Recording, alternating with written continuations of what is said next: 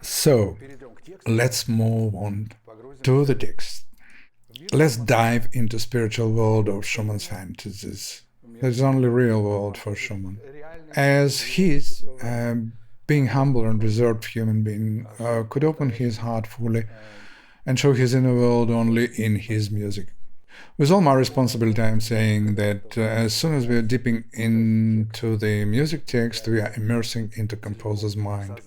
We get fully into the consciousness of a man who is seemingly discreet and trusting his soul and mind only to the tones of his music.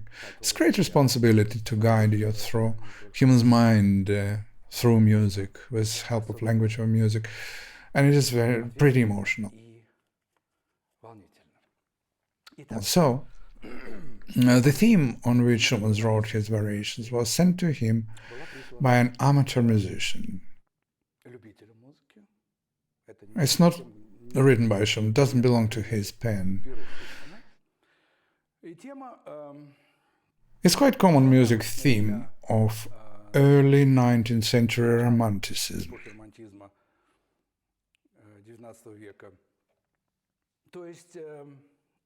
It was, like they say in those days, it was, like they say nowadays, trendy. It was in trend. This kind of music, as well as Chopin's widespread music language and musical style, this Swedish sentimental, confessive language, was used for music expression and refined communication in all civilized, respectable houses of Europe and Russian Empire. This kind of music had been played in all stylish living rooms across the civilized world. All amateur players and composers were using this language, but of course only as a form.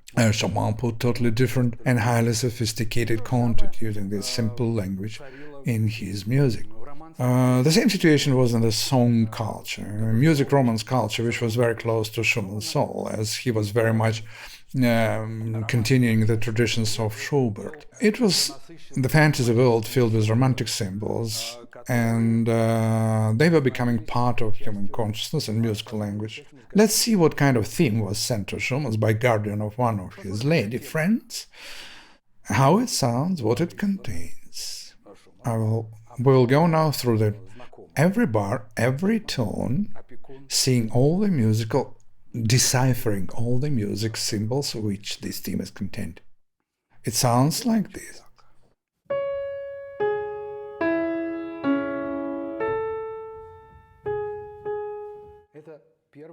This is the first and most important phrase. It continuing like this.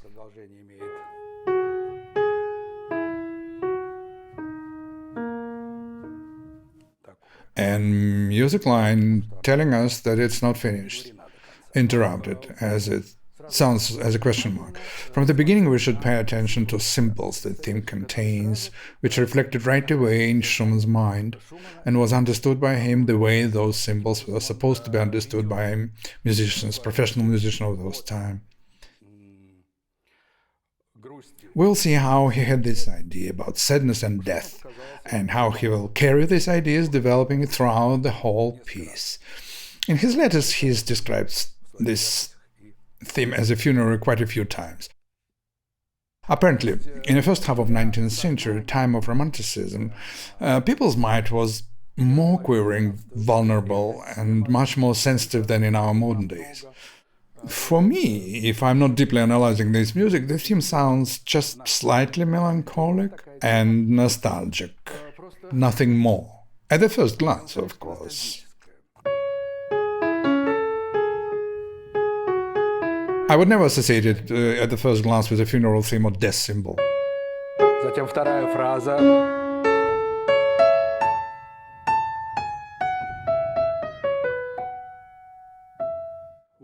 So that was the first phrase and the whole first period of theme which Schumann considered as a funeral. Let's see why it appears to him as such, a sad statement and declaration of death. If you look deeper in the text and pay attention to musical symbols, look into the musical ideas from the beginning of 19th century to our days, we can see some obvious markers that are telling us about death. The very first musical statement, the very first intonation. It's already all there. Now you will easily understand what I'm talking about.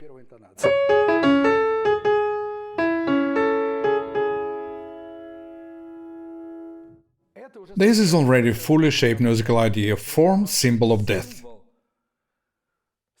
It is either a heroic and romantic death, a dying hero some seconds before his death, followed by a musical epitaph, or it could be cry over the falling hero.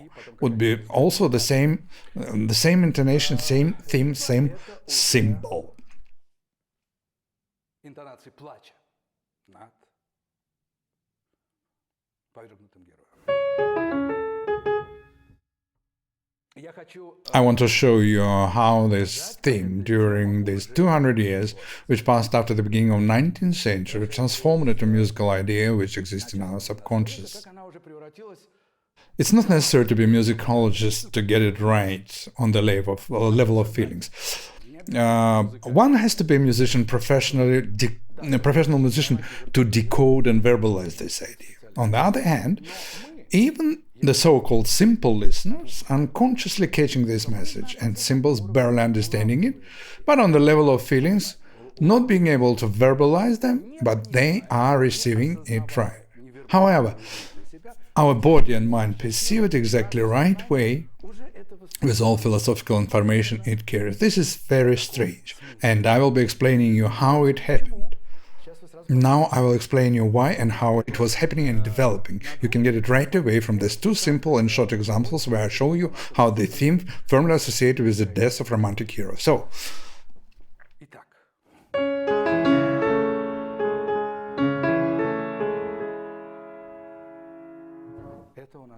this is the beginning of theme sent by Mr. von Fricken to Schumann and used by Schumann as the main plot for gigantic romantic fresco. His friend and colleague composer Chopin is using the same theme in the moment of hero's death in his first ballad.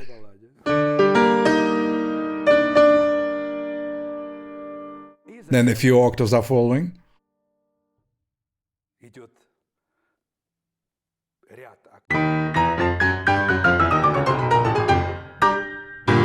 This is a symbol of death of the hero, followed by a cascade of the octaves symbolizing the fall into the abyss of death.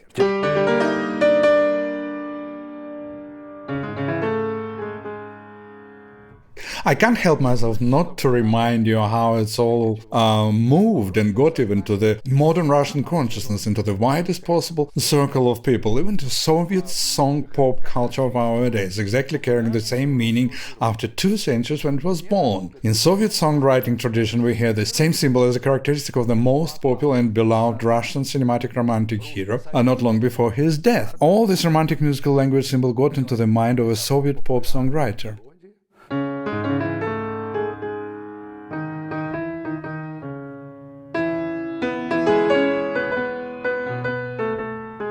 I'm sure for Russians it sounds very familiar. For the Russian audience it's quite familiar. And here again,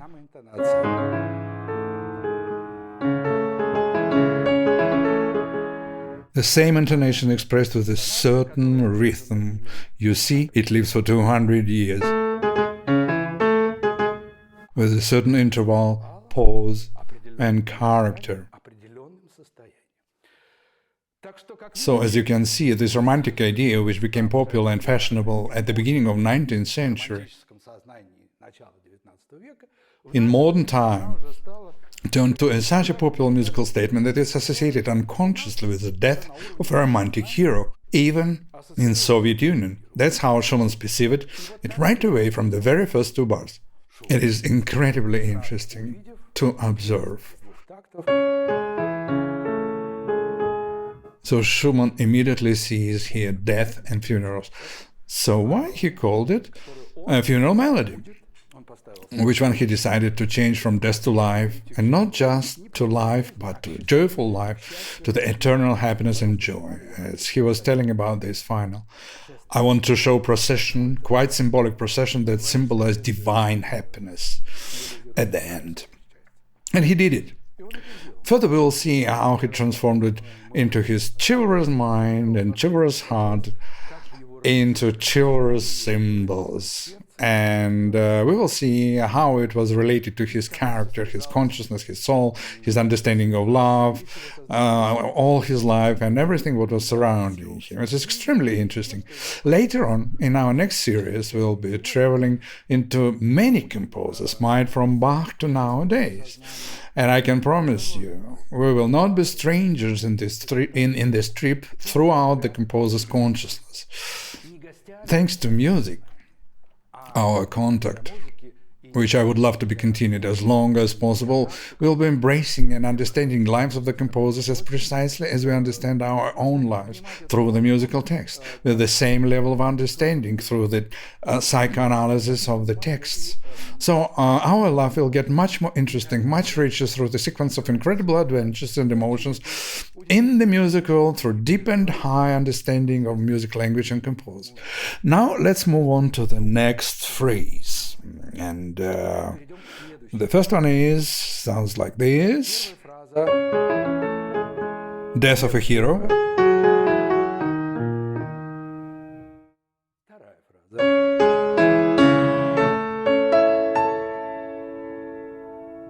Second phrase moving us into the major key.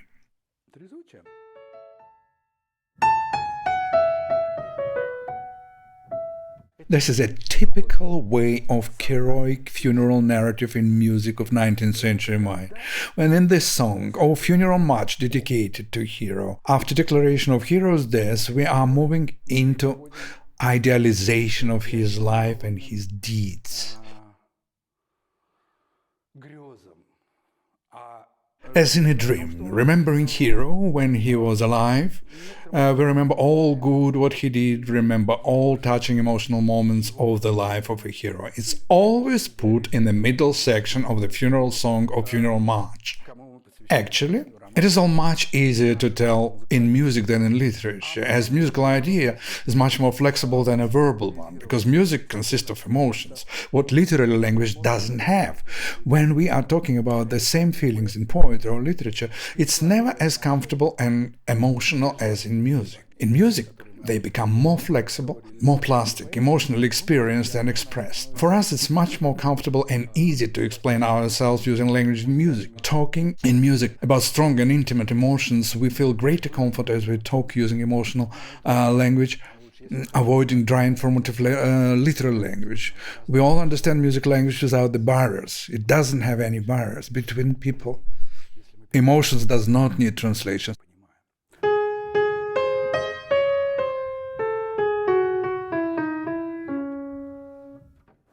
So from minor we go to the major key.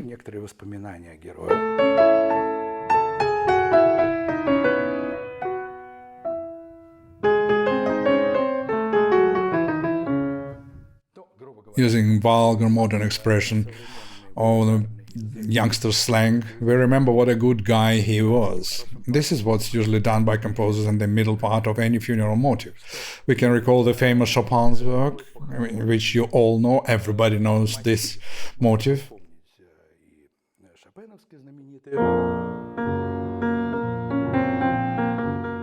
When we have cleared the statement, the funeral cortege itself, as content of the musical idea, with middle part we usually see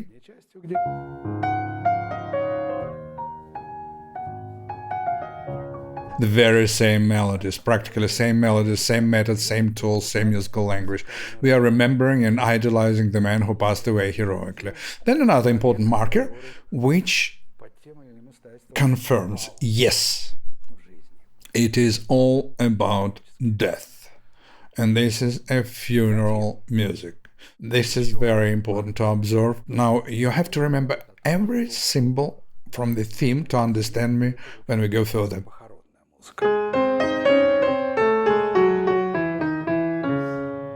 Next phrase is like this.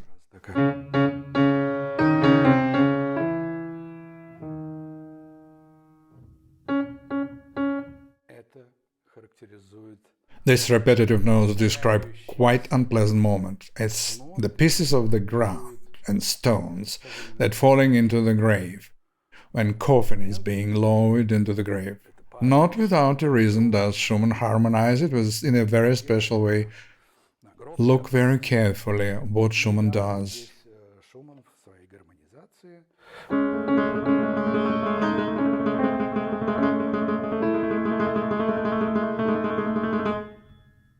дополняет He fills that music space with a thrill. What does a thrill mean? Drum beat. We usually associate drum beat with the hard emotional moments. Farewell, visual farewell into hero's body, with a hero's body at the funerals, at the cemetery. прощание уже визуально And the last phrase sounds like this. героя. И затем последняя фраза. This is again idea of death. And the epitaph. На этом все заканчивается. This is how it all ends. So we completed studying and verbalizing musical idea, every small detail of it, almost the meaning of every tone of it, Музыкальную мысль, которая which whether played or sung would pass the same information. Knowingly or unknowingly, we perceive this information emotionally through vibration. We digest it on subconscious level. We all receiving it, and it starts living in us. Years can pass for a person who is unfamiliar with music language. Years this melody can live in our body and mind могут пройти годы before we consciously understand it.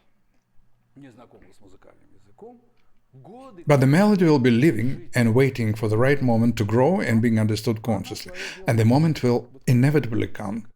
So this music, that's how its music works. сознания и станет частью It's sprouting even after 10, 20, 30 years, coming out through the mind and becoming part of a person who can be quite removed from music. It will still express everything, all the narrative, what it contains through the feelings and without words, and will be receiving, digesting on subconscious level of the feelings almost as precise as you understand it now on the conscious level, after I told you verbally the meaning of literally every tone of this music.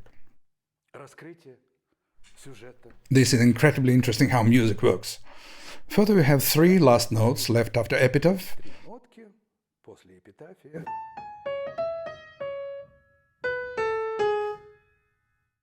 With some acoustic amplification, with so-called crescendo. What it is, this is a wonderful example of theatrical tool. Замечательный пример. It's a stage directing method. When after the first act, and the theme is the first act, we are gently moved by a stage director to next act, next image, and the theater curtain is opening in front of us. It's opening again, следующей картине. and the next act starts. Now, a few words about what Schumann has done with this melody, where and how he transformed it, and conducting philosophical ideas of the whole piece. В разборе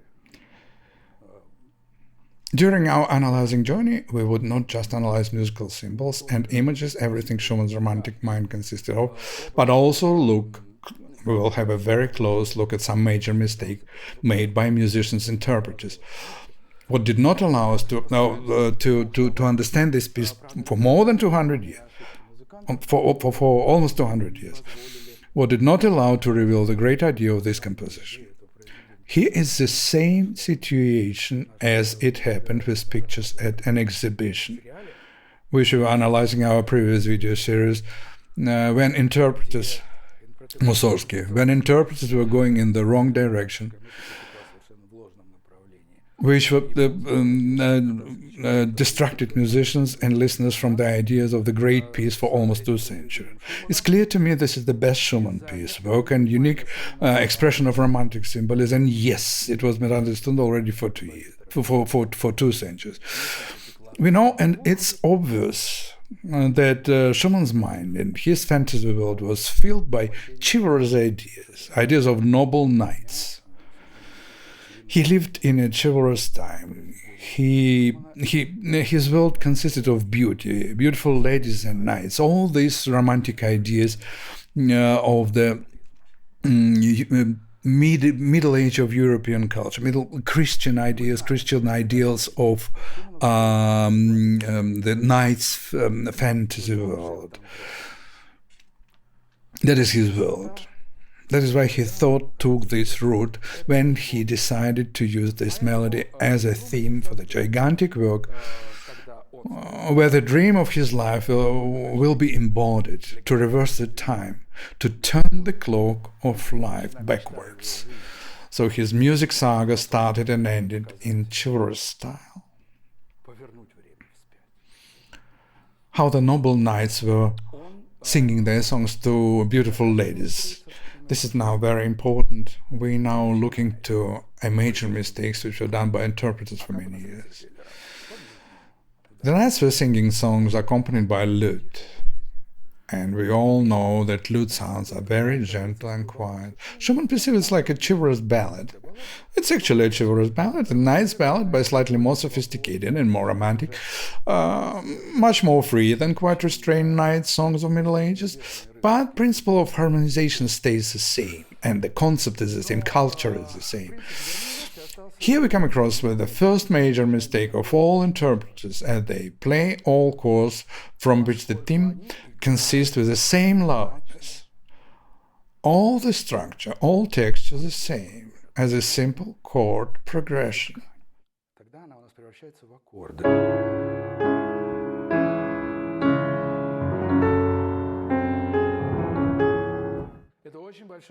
This is a huge mistake that transformed chivalrous romantic ideas into static progression of stone-like chords, which doesn't say anything.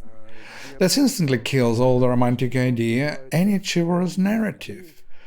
The idea of romance, funeral confessive song, which could be sung by a nice beloved lady or by a nice comrade or his falling friend. It could be applied to any situation at the romantic reality of the chivalrous times, when they were living constantly facing death, eye to eye with death. Actually, what is very important in history when Schumann was controlling first editions of Symphonic Etudes, in the editions of 1837 and 1852, the two editions Schumann controlled, the main theme was printed in black font. And the chord accompaniment was printed in transparent font or in miniature font. This way, editor followed Schumann's directions, who controlled the process of editing. Besides, the editor also wrote a footnote in these two first editions for performance that melody is original and was sent by a music amateur to be harmonized by author, by Schumann. By writing comments and printing Schumann harmonization in a small font, the editor underlined secondary importance of harmonization, Schumann's harmonization, and also was emphasizing its transparency. The most important in all this intense symphonic texture of the etudes, when all fingers are involved, when all sounds are often duplicated, when all music narrative happening on 3 or 4 levels, as if we have 3 or 4 hands, we need to be double, triple, 10 times transparent as we normally play, to show all this cloud castle Schumann has built in this music. So, if we follow this idea, the chivalrous romance, which is so obvious on the surface, and all extractions I am telling you about briefly, we will have completely different music immediately from the very beginning.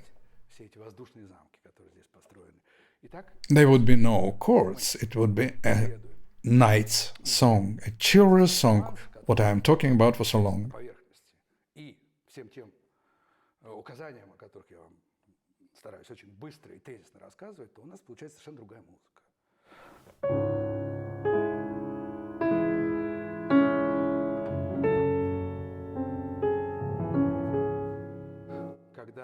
When the piano imitates the gentle sounds of a lute, соответствует уровню нежного звучания лютневых струн.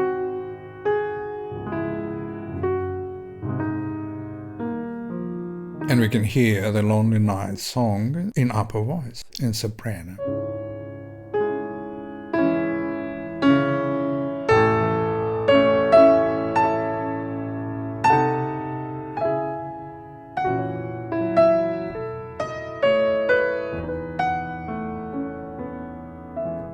Then, immediately, we see Schumann alive. Schumann's face appears in front of us. His soul, his clear look of a knight who spent all his life singing one big romantic song of his life. In short, Schumann himself is a chivalrous romance. When we proceed into remembering middle part of the theme in a major key, in each variation we will look and observe how Schumann more and more firmly affirming the idea about the victory of life over the death, using this particular music idea in different contexts. We will decode literally all the music score, verbalizing it, and we will see how interesting is the current of his cerebral process, how all the ideas developing in his mind, showing presence of life more and more real, more dense and tangible, turning all the music texture to real life, which finally conquers death. It is so amazing, symbolic, interesting, and symbolic poet. Again and again I'm stressing that Schumann is a father of symbolism in music.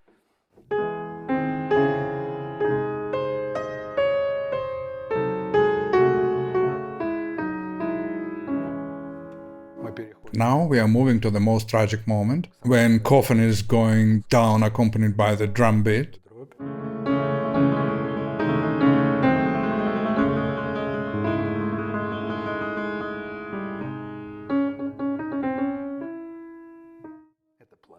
The sobbing over the body going down into the grave.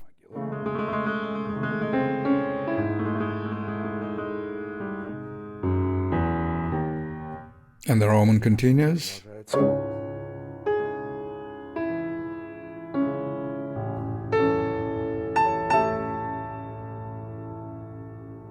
And it's a last teardrop here.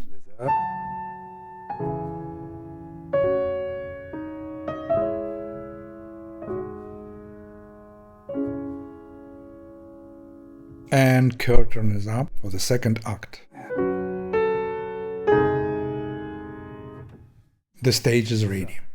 It's real wonder when we verbalize music, when we understand it consciously, and it's unfolding so easily. If we're professionally going into the depths of the entire philosophy which music contains, there is no need to look for something superhuman in anyone's music.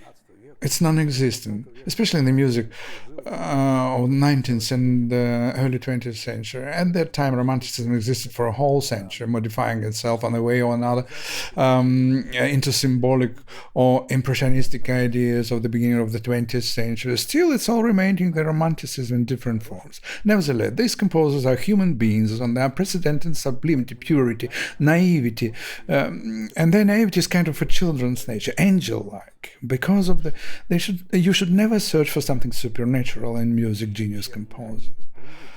On contrary, all great composers, more humans, greater they are, more human they are. If we want to be closer to composer, we need to do our best to become more and more human, more sensitive, more refined. We should completely forget about all the sick philosophy which was so popular in the middle 20th century until our days, with all these superhuman, supernatural, otherworldly ideas and matters, etc. There's none of it in the romantic music, and there couldn't be, because music is a human soul. It is a manifestation of human soul. It's in its best incarnation. So, now we will listen to the whole theme. I will play from the beginning to the end, and then we will move to the next first variation, and we have a complete knowledge now of the material. Now we will easily follow Schumann's thoughts, the way he transformed death into life, the way he embodied this idea, and we can live together with Schumann in this music through death to life, a genius idea, a genius embodiment that gives us a sense of a mystic feeling of a rebirth, a total reincarnation from death to life. We will experience it with each sound. This is a great happiness. All the time, every time we'll be listening this.